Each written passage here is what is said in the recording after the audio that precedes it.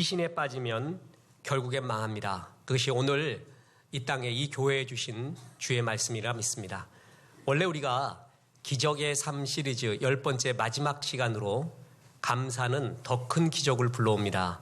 이 말씀을 전하려고 준비하고 기록하였는데 주께서 이 땅에 지금 이 말씀이 더 필요하다라는 확신 가운데 이 말씀을 들고 섰습니다. 우리의 조국 가운데 또한 교회와 가정과 개인의 삶 가운데 혹의 악한 영의 괴계로 미신적 요소가 있고 현혹된 모습이 있다면 벗어나고 주의 영광의 삶을 사시기를 주 예수의 이름으로 축원합니다. 오늘 본문의 스토리는 이렇습니다. 블레셋과 이스라엘이 싸우게 되었습니다. 첫 번째 게임에서 졌습니다. 4,000명이 죽었습니다.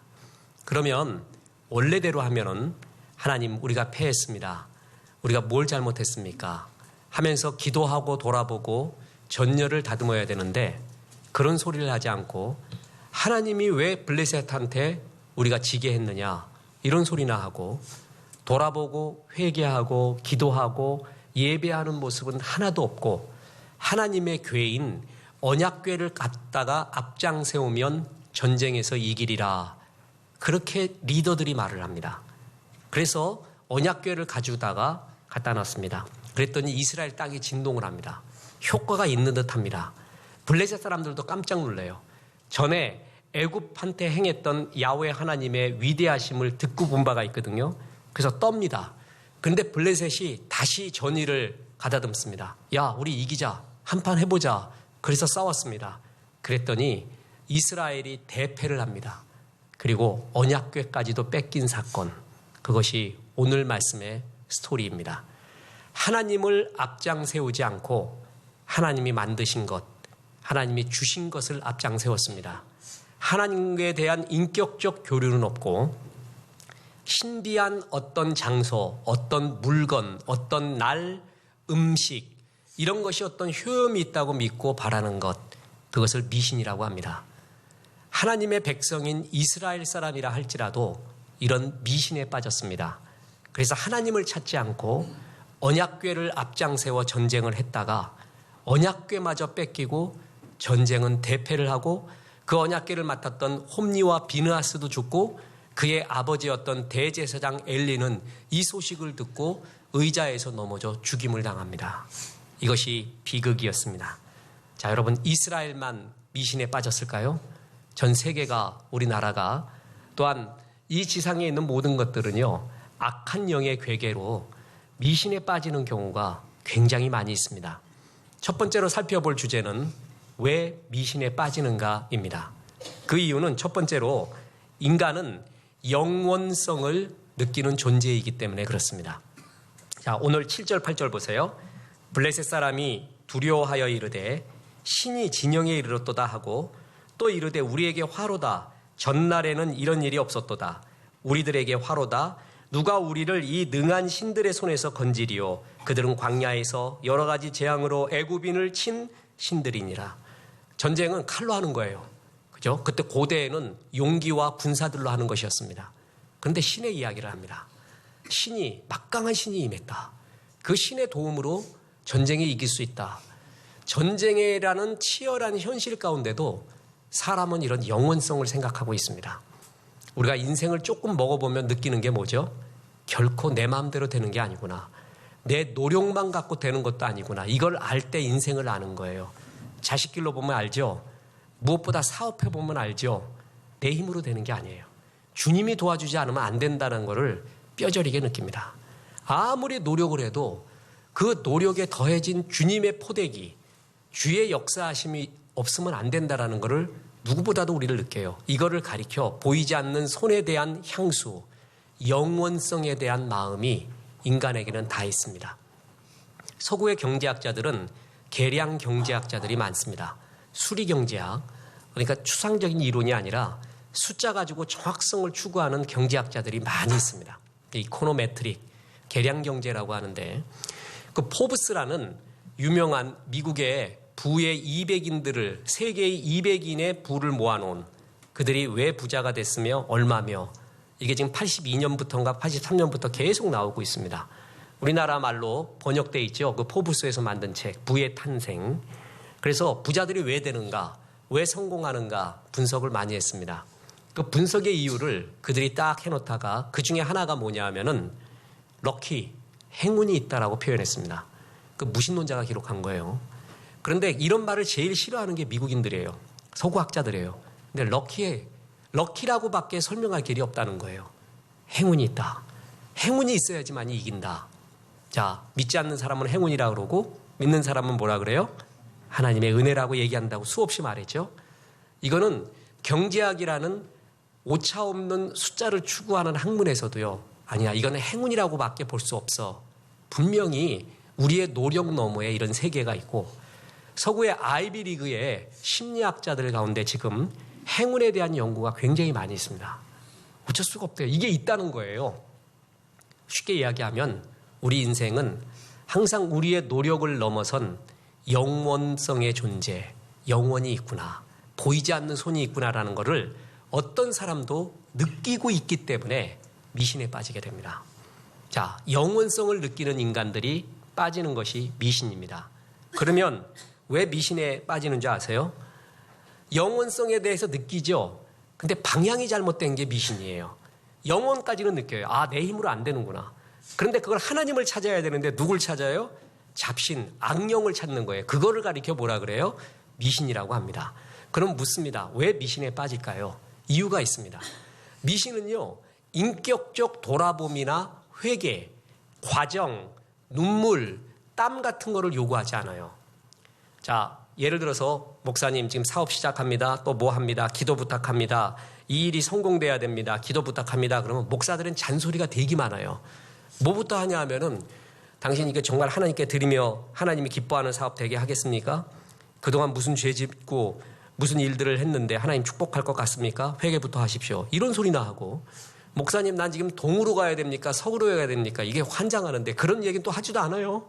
기도해 주겠다고 하고 하나님이 기뻐하는 기도하라 그러고 회개하라 그러고 예배 잘 드리라 그러고 이런 말 해요. 항상 뭐냐 하면 인격적인 얘기를 하거든요. 어떻게 보면 부담이 돼요. 근데 점쟁이한테 가면 그런 얘기 하나도 안 합니다. 점쟁이는 인격적 회개를 요구하지 않아요. 그냥 부적 하나 써줘요. 동이냐 남이냐 이런 얘기하고요. 네가 잘못된 이유는 네가 예배의 부족, 기도의 부족, 삶에 살아왔던 죄악 때문이다. 이런 말 하지를 않고요. 집의 위치가 잘못돼 있대.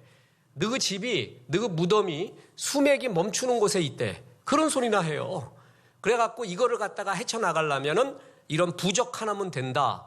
인격적 회개나 과정을 다 생략해버려요. 그리고 모르는 게 없어. 점쟁이는 다 맞아. 다 안 돼.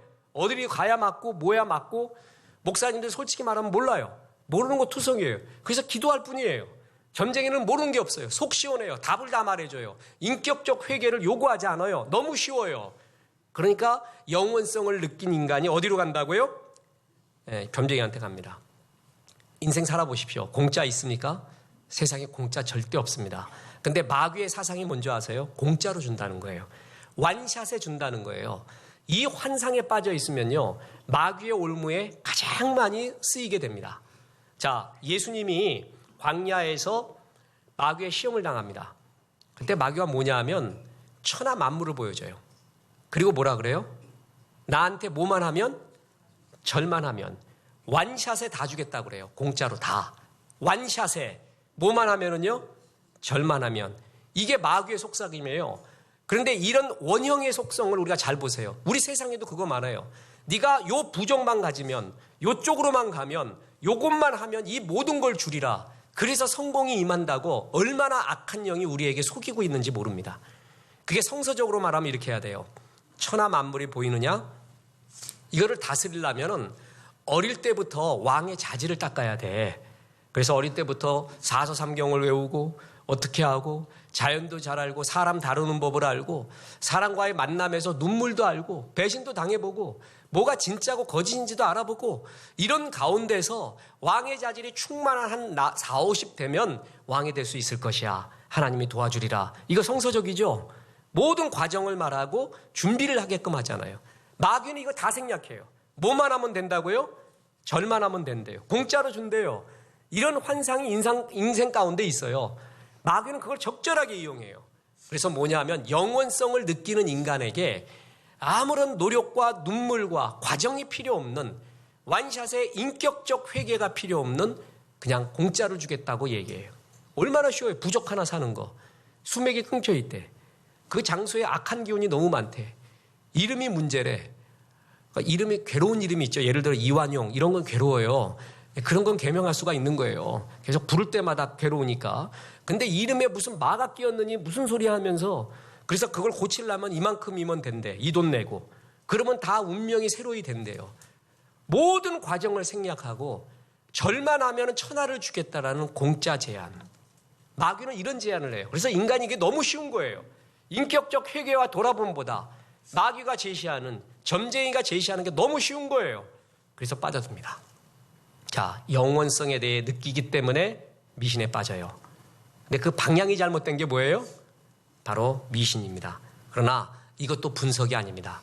왜 미신에 빠지는 줄 아십니까? 결정적인 이유는 악한 영이 역사했기 때문에 그렇습니다. 이거는 악한 영의 역사입니다. 주님은 말세에 이런 일이 일어날 것이라는 것을 성경 곳곳에 말하고 있습니다. 지시기도 하며 빨리 왕래하며 사랑이 식어지며 돈을 죽어라 하고 하나님처럼 섬기며 그렇죠? 무정하며 이게 전부 말세의 징조거든요. 요한계시록은 정확하게 또 말세를 이렇게 말하고 있습니다. 요한계시록 13장 4절에 용이 짐승에게 권세를 주므로 용에게 경배하며 짐승에게 경배하여 이르되 누가 이 짐승과 같느냐 누가 능히 이와 더불어 싸우리요 하더라. 용, 마귀를 뜻합니다. 이제 마귀론에서 정확하게 배울 겁니다. 마귀가 뭐고 귀신이 뭐고. 이 용이 짐승한테 권세를 준다 그랬어요. 짐승이 뭐냐면 이 땅에서 용, 마귀의 하수인으로서 마귀의 역할을 하고 있는 사람이나 문화, 단체 모든 걸 의미해요. 그게 짐승이에요. 그 짐승한테 뭘 준다고요? 권세를 줘요. 그러니까 마귀한테, 점쟁이한테, 이단한테, 사이비 교주한테 빠지는 거는요. 단지 사상 때문이 아니라 악한 영 때문인데 그 악한 영이 처음에는 어떤 권세가 있는 것처럼 보여요. 그래서 뭔가 기적을 일으켜요. 그래서 용이 짐승에게 뭘 준다고요? 권세를 줘요. 그래서 그게 굉장히 뭐가 있는 것처럼 보여요. 있어빌러티, 있어 보여요. 그래갖고 어떻게 돼요? 거기에 빠져드는 거예요. 이게 마귀의 첫 번째의 역할입니다. 그런데 그 빠져드는 것도요. 나 마귀다, 귀신이다. 그래갖고 그 뒤에 검은 옷 입고 식칼 불고 피 흘리고 죽창 들고 이러고 있는 게 아니라 마귀는 철저하게 자기 자신을 광명의 천사로 속인다고 했습니다. 보세요. 고린도후서 11장 14절에 이것은 이상한 일이 아니니라 사탄도 자기를 광명의 천사로 가장하나니. 귀신은 너무 쉬워요. 상대하기가. 귀신 같이 보여요. 근데 마귀는 마귀 같이 안 보여요. 뭐 같이 보여요? 광명의 천사. 전혀 마귀스럽지가 않습니다. 그런 사상, 그런 생각, 나를 또 잘되게 해줘요. 처음에는. 그래서 마귀라고 생각을 못하게 만들어요. 미신에 빠지는 이유. 악한 영이 처음에 이런 능력을 갖고 사람들을 휘어잡습니다. 악한 영은요. 말세에 그 아름다워 보이는 인문학을 사용하고요. 종교다원주의를 사용해서 너무나 지성적인 이야기를 합니다. 어떤 사람의 이야기를 인용하겠습니다. 이름만 대면 그 사람이 이 말했어? 라고 깜짝 놀랄 말입니다. 자기의 종교를 다른 사람한테 강요하는 것은 있을 수 없다고 생각해요. 이게 종교다원주의자죠. 이걸 누가 말했느냐? 말은 않겠습니다. 개인적으로 찾아오세요. 그 사람 이름이 너무 더럽혀지는 것 같아서 이것 갖고 맞아요. 그건 독선이죠. 너무 배타적이죠. 이렇게 대화하는 카톨릭 작가와 수녀가 있습니다. 정확한 텍스트가 있습니다. 아닙니다. 멋있어 보여요. 지성적으로 보여요. 굉장히 포용력 있어 보여요. 악한 마귀의 역사입니다. 이런 건 있을 수 없습니다. 목사는요, 신앙인은요, 예수 외에는 길이 없다고 믿는 것이에요. 근데 악한 영은 자기 자신을 광명의 천사로 속이면서 종교다원주의적 지성을 가지고 접근해요. 자, 베르나르 베르베르, 파울로 코엘료, 무라카미 하루키, 알랭 드보통, 우리나라에서 인기 있는 4대 작가입니다. 외국 작가입니다. 그중에 파울로 코엘료라는 사람이 있습니다. 이 사람이 글을 다 읽어봤습니다. 물론 번역된 것. 그 사람의 글 중에서 조금 퀘션 마크가 붙여지면서 이상하다고 느껴지는 것이 있었습니다. 연금술사라는 책이었습니다. 그 책에 이런 구절이 나옵니다. 문학과 동네 48쪽 연금술사 파울로 코엘료 저 최정수 역, 거기에 이런 말이 나옵니다. 자네가 무언가를 간절히 원할 때 온 우주의 정령은 자네의 소망이 실현되도록 도와준다네. 이렇게 말합니다. 나 이때 느꼈습니다. 아, 이건 이제 인문학이 아니라 종교적으로 가는구나. 이거 비슷한 말을 우리나라의 긴 소설가도 말했습니다. 그 사람도 지금 나온 소설을 보니까요, 이런 단편집이죠. 그러니까 소설이 아니라 우주에 갔다 왔대요. 별에. 영혼도 갔다 왔대요. 그래서 막 글을 쓰거나 그러면 우주의 정령이 자기를 도와주고 있대요. 딱 이제 영적인 차원으로 넘어가는구나. 이걸 느꼈습니다. 여러분, 인문학이라는 이름으로, 위대한 작품이라는 이름으로 이런 악한 영의 괴계 속에 빠져들어가는 마귀의 역사가 많이 일어나고 있습니다. 인문학에 이런 게 굉장히 많습니다. 음악에도 많습니다. 예술계에도 많습니다. 우리는 그것을 볼 줄 알아야 됩니다. 일본에는요, 800만 개의 잡신이 있고요. 세계 랭킹 1위는 인도입니다. 힌두교 쪽 인도에는 3억 개의 신이 있대요. 셀 수가 없어, 평생. 여러분, 우리나라에는 없습니까? 우리나라 별명이 뭔지 아세요? 점쟁이 공화국입니다. 대선이나 총선 때 점쟁이들이 활개를 치고 하는 말이 뭔지 아세요? 나한테 지나가지 않았던 정치인은 없대요. 물론 그 정치인, 그분은 가지 않았겠죠. 비서가 갔거나 사모님이 갔거나 비서의 비서가 갔거나. 어느 쪽으로 출마해야 됩니까? 뭡니까? 표를 달라면 어떡합니까? 용하다는 정치인을 거쳐가지 않은 사람이 없다 할 정도로 이 땅은 뭐예요? 점쟁이 공화국입니다. 국보 1호 남대문이 무너졌습니다. 정신 나간 노인네 때문입니다. 그런 사람은 어른이 아니라 노인이라고 말합니다. 그냥 엊그제도 대전에서 올라오는데 그 특실 자리에서 젊은이들이 특실 타는 이유가 있어요. 그 돈 자랑하는 게 아니라 거기서 일을 해요. 거기서도요. 저도 특실 타면은요, 거기서 워드 작업을 해요. 좁은 데서 못 해요.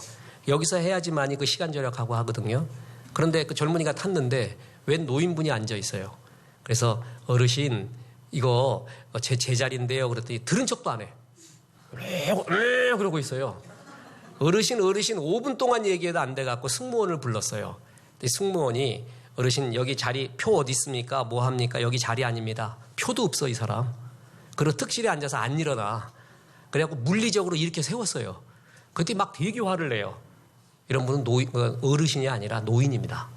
남대문 불태운 건 노인이죠. 정신 나간 노인이 한 거예요. 그랬더니 남대문이 무너졌어요. 그때 사람들이 뭐 하고 있습니까? 절을 합니다. 거기다 대고. 이게 메이저 명성이 나왔죠. 남극 기지에 우리나라 최고의 엘리트가 갔습니다. 북극 남극에 과학적, 에너지적 이유 때문에 많이 파송되어 있습니다. 우리나라가 굉장히 늦었습니다.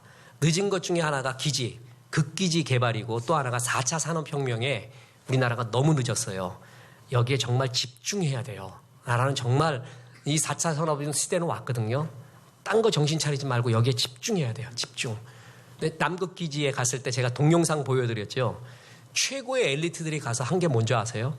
돼지머리 놓고 고사 먼저 지냅니다. 동영상 보여드렸죠. 그런데 더 기절할 건 뭔지 아세요?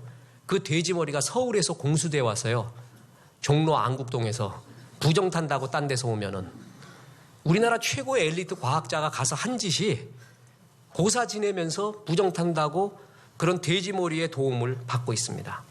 월드컵이 일어났습니다. 그때 유행했던 조크, 재미있는 것 중에 하나가 승패를 맞히는 문어가 있어서 그놈의 문어가 좌냐 우냐 어느 편이냐 100%였대요. 그런데 더 웃긴 거는요. 우리나라 최고 방송에서도 메이저 방송에서도 우리나라 축구 선수들이 유니폼을 뭐를 이기면 이긴대 뭘 입으면 졌고 이게 지금 국영 방송에서 해야 될 일이에요. 그럼 사람들 또 좋대요. 맞대요 그게. 거기에 따라 자기도 분석했대요. 우리 인생의 마음에는 이런 미신적인 요소가 너무나 많습니다. 다시 말합니다. 미신에 왜 빠지는 줄 아세요? 인간은 영원성을 느끼는 존재 그리고 자기 힘으로 안 된다는 걸 알고 있기 때문에 그래요. 근데 그 방향이 잘못된 게 미신입니다. 왜냐하면 미신은 인격적 회개와 과정과 눈물과 땀을 요구하지 않습니다. 그냥 완샷에 날려버린다고. 바로 이래서 미신에 빠집니다. 그 미신은 사실은 뭐의 역사예요? 악한 영의 역사입니다. 악한 영. 교만을 주는 거예요. 말씀 안 들리게 하는 거예요. 마음 강팍하게 하는 거예요. 전부 악한 영이에요. 나는 교만하지 않다고요? 나는 악령이 안 쓰였다고요? 악한 영이 얼마나 우는 사자와 같이 자존심 건드리고 명예 건드리면서 아주 꼼짝 못하게 악한 영에 꽉 사로잡히게 하는지 모릅니다. 그죠? 자, 이제 두 번째 주제입니다. 이 미신의 결국은 망하게 됩니다. 자, 보세요. 처음에 언약궤를 들고 왔어요. 그랬더니 이스라엘 땅에 진동을 합니다. 뿐만 아니라 블레셋도 깜짝 놀래요. 야, 야훼의 언약궤가 왔대. 우리 이제 졌다라고 완전히 자괴감이 일어났어요. 왜냐하면 하나님이 애굽의 신들을 얼마나 물리쳤는지 알거든요. 애굽에 10가지 재앙이 내렸잖아요. 나일강이 피로 변하고 개구리, 이, 파리, 악질, 독종, 흑암, 장자의 죽음 10가지가 다 뭐냐면은요. 애굽의 신들을 다 죽인 거예요. 나일강의 신, 개구리 신, 다산의 신, 풍요의 신, 또 흑암, 태양, 바라오까지 다 죽여버린 거예요. 이거는 신이 아니다라는 걸 보여주고 여호와만이 하나님이라는 걸 보여주는 게 10가지 재앙의 의미거든요. 그래서 애굽의 10가지 미신, 잡신을 다 죽인 거예요. 그게 10가지 재앙이었어요. 이걸 블레셋 사람들이 들었습니다. 놀랬어요. 그죠? 그러고 나서 처음에까지는 언약궤의 효과는 요까지예요. 이스라엘 백성이 환호성하고요. 땅이 진동하고요. 그 다음에 블레셋 사람들이 잠깐 실망에 빠져요. 언약궤, 미신을 앞장 세웠던 효과는 여기까지였습니다. 그 다음에 결과가 뭐예요? 10절, 11절. 블레셋 사람들이 쳤더니 이스라엘이 패하여 각기 장막으로 도망하였고 살육이 심히 커서 이스라엘의 보병이 엎드러진 자가 3만이었으며 하나님의 궤는 빼앗겼고 엘리의 두 아들 홈니와 비느하스는 죽임을 당하였더라. 전쟁에도 지고 모두 뺏겨요? 언약궤도 뺏겨요. 언약궤도. 다윗의 그 유명한 스트릿쇼 사건 아시죠?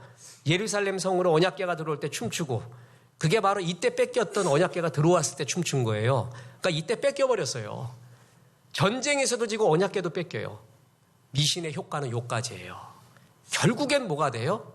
망하게 됩니다. 문학의 예가 있습니다. 제가 셰익스피어의 4대 비극 맥베스 이야기를 많이 해드렸죠. 스코틀랜드의 용장 맥베스가 반란군 진압하고 올 때 마녀 3명한테 예언을 듣습니다.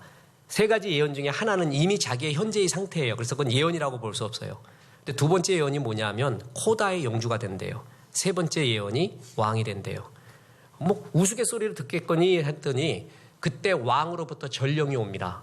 그래서 당신은 승전을 했기 때문에 코다의 영주가 되게 해주겠다고 했어요.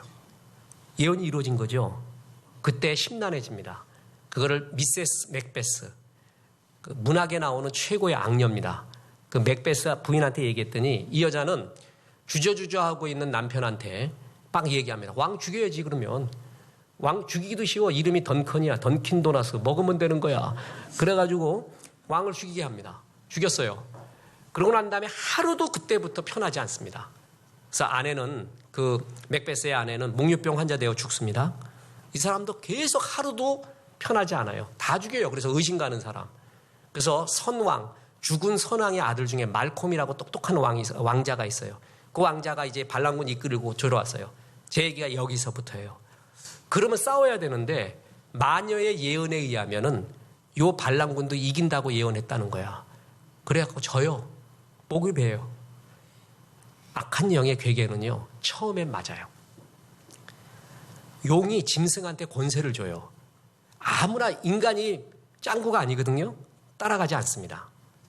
어떤 권세와 예언의 능력을 보여주니까 따라가는 거예요. 근데 끝이 뭐라고요?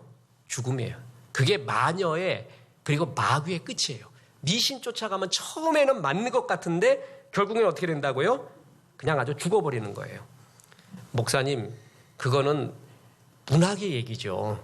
저는 역사의 얘기를 하겠습니다. 역사에도 이런 일이 있었습니다. 옛날 12세기 중국의 송나라가 금나라와 한판 붙었습니다. 이제 송이 거의 질판이 됐어요. 그래갖고 송나라의 왕인 휘종은 아들 흠종한테 제위를 넘겨주고 남쪽으로 피신합니다. 선조가 광해군한테 넘겨주고 여차하면 뜰라고 도망간 거하고 똑같은 거예요. 그랬더니 이 아들 흠종은 더 한 수 더 뜨네. 어떻게 하면 좋을까? 싸울 준비를 않고요. 이따가 병부상서 손두가 도성에 맞굴이 있었어요. 국방부 장관이. 자기가 용한 도사를 안대. 그래가지고 그 도교 도사인 곽경이라는 사람을 소개해 줍니다. 그랬더니 곽경이 뭐라고 얘기했냐면은 내가 도수를 부려서 육갑 신병을 부르기만 하면 금나라를 이길 수 있습니다. 그래가지고요. 출생 일시가 육갑에 맞는 7,777명을 뽑습니다. 이거 역사의 기록입니다. 그래서 전쟁을 시작하는데 이제 금나라가 쳐들어와요. 성에. 그러면 수송전을 해야 되거든요. 수송전을 하면은요. 여기 있는 사람이 성을 정복하려면 4.5배의 힘이 있어야 된대요. 그만큼 성에서 그냥 버티는 게 쉬워. 올라오는 놈 뜨거운 물 부어버리면 되는 거야 그냥. 그런데 도성 문을 다 열어버려요. 우리 이긴다고. 그러니까 금나라가 황당했어요. 이거 무슨 일인가. 그래서 들어갔어요. 어떻게 했어요? 다 죽였어요. 7,777명을 비롯해서 왕족이고 주민이고 다 죽여요. 그리고 난 다음에 왕까지 끌고 가요. 그래서 금나라 태종이요. 잡혀온 송나라 흠종한테는 중혼후, 그 아버지 휘종한테는 혼덕공이라고 이름을 붙여줘요. 뜻이 뭔지 아세요? 정신 나간 놈들이에요. 혼덕공, 정신이 혼미한 공. 그래서 뭐라 그러냐면 나도 왕인데 왕끼리 한번 멋지게 붙어보려고 했는데 넌 왕도 아니야. 이럴 수가 있어. 어째 이럴 수가 있어. 이거 왕끼리 한번 붙어봤어야 되는데 이 정신 나간 놈아. 그래서 혼덕권 중혼후 이렇게 붙였어요. 그래갖고 송나라가 망하게 됩니다. 역사적 사실입니다. 여러분 미신에 빠지면 결국은 어떻게 돼요? 이렇게 돼요. 또 하나가 있습니다. 제정 러시아 때 라스푸틴이라는 괴승이 있습니다. 이 사람이요. 혈우병을 앓고 있었던 러시아 황태자 알렉사이 니콜레이비치의 병세를 안수함으로써 호전시킵니다. 왕과 왕후가 뿅 가버렸습니다. 그에게 모든 국가의 행사를 맡깁니다. 러시아가 몰락해버렸습니다. 역사적 현실입니다. 주님은 가나안에 들어갈 때 처음에 마귀가 예언과 능력을 보일 것이다. 절대 쫓아가지 마라. 그러면서 신명기 13장 1절과 3절에서 이렇게 말합니다. 아주 중요한 구절입니다. 보세요. 너희 중에 선지자나 꿈꾸는 자가 일어나 이적과 기사를 내게 보이고 그가 내게 말한 그 기적과 기사가 이루어지고 너희가 알지 못하던 다른 신들을 우리가 따라 섬기고자 말할지라도 너는 그 선지자나 꿈꾸는 자의 말을 청종하지 말라. 너희에게 꿈꾸는 자 선지자가 나타나는데 기적과 이사를 보여준대요. 짐승이 마치 용이 짐승한테 권세를 주는 것과 똑같이. 그래서 그 예언이 내 개인적으로 맞아요. 처음에 맞아요. 그런다 할지라도 너희는 뭐라고요? 쫓아가지 말래요. 마귀가 너희가 그거 제일 약하다는 거 안다. 모든 과정을 생략하고 요거 표 하나만 가지고 있으면 모든 게 이루어지는 듯한 완샷에 해결하는 공짜 마귀는 던져줘요. 그것이 이루어지더라도 쫓아가지 말래요. 왜냐하면 그 끝이 뭐라고요? 다른 신을 섬기자. 결국 뭘로 흘러간다는 거예요? 미신, 악한 영 섬기자는 쪽으로 흘러가게 되니까 절대 그것이 맞더라도 쫓아가지 마라. 이거 중요해요. 여러분 점쟁이가 또한 어떤 신적인 악한 영의 기운이 있어서 여러분한테 예언하고 기적이 이루어지고 사업도 처음에 잘 될 수도 있다고 봐요. 악한 영이 역사할 때요. 쫓아가지 마십시오. 마지막엔 어떻게 된다고요? 완샷에 날아가 버립니다. 완전히 다 날아가게끔 만들어요. 마귀는 처음에 이걸 던진 겁니다. 목사님 그거는 그 문학의 얘기였고 송나라 얘기였고 러시아 얘기였잖아요. 우리나라 얘기할까요?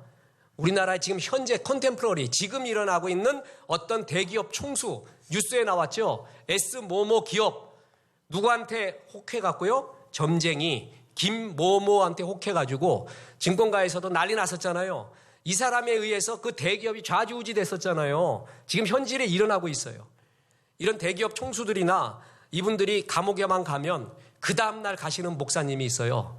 그래갖고 기도하게 하고 뭐하게 하고 회개하게 하고 돌아보게 하고 목사님들이 딱 판단할 때 우리나라 재벌들이 대기업들이 점쟁이의 손에서 놀아나지 않는 사람이 몇 있을까 할 정도로 점쟁이 공화국입니다.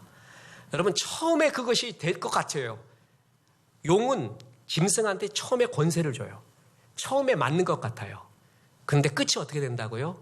죽이는 거예요. 그래서 가나안 시인의 끝 종점이 뭔지 아십니까? 몰렉이에요. 몰렉. 몰렉신이 얼마나 무서운 줄 아세요? 보세요. 레위기 20장 2절입니다. 너는 이스라엘 자손에게 또 이르라. 그가 이스라엘 자손이든지 이스라엘의 거류한 거민이든지 그의 자식을 몰렉에게 주면 반드시 죽이되. 몰렉신은요, 자식 달라 그래요, 자식. 자, 여러분 듣겠습니다. 자식 내놔라 그러면 이루어진다 그러면 내놓을 사람 아무도 없습니다. 그런데 내놨다는 얘기에 왕까지. 처음부터 자식 내놓으라 그런 줄 아세요? 처음에 조그만 미끼 던져요. 잘 되게 해줘요. 기적과 이사 보여줘요. 잘 되게 해줘요. 조금 작아갖고 도저히 발을 못 빼게 만들어요. 그리고 결정적인 게 남았어요. 이 결정적인 걸 위해서는 아들 바쳐야 돼. 그래야 이 결정적인 게 마무리로 이루어져야 돼. 그러면 바치는 거예요. 그게 몰렉신의 최후예요, 최후. 몰렉신 쫓은 사람이 최후예요. 아들까지 줘요. 그 얘기는 뭐예요? 내 영혼을 다 바친다는 얘기예요. 여러분, 미신 쫓으면은 처음에는 성공하는 것 같은데 결국 가서는 영혼을 탁 털립니다. 다 박살나는 것입니다. 자, 우리는 로마서 8장 2절에 보면 이는 그리스도 예수 안에 있는 생명의 성령의 법이 죄와 사망의 법에서 너를 해방하였습니다.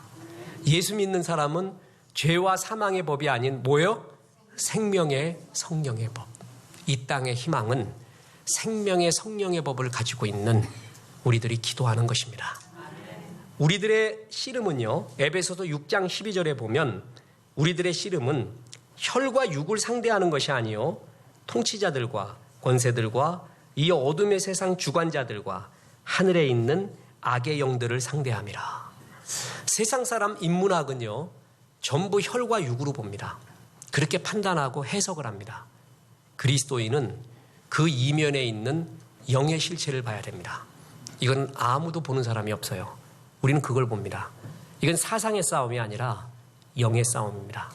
그래서 이 악한 영의 괴계를 물리치기 위해서는 뭐 해야 돼요? 우리가 무엇보다도 첫 번째로 기도해요. 기도. 주님 물리쳐달라고. 기도하고 기도하는 일에 게을러서는 안 된다라는 것입니다.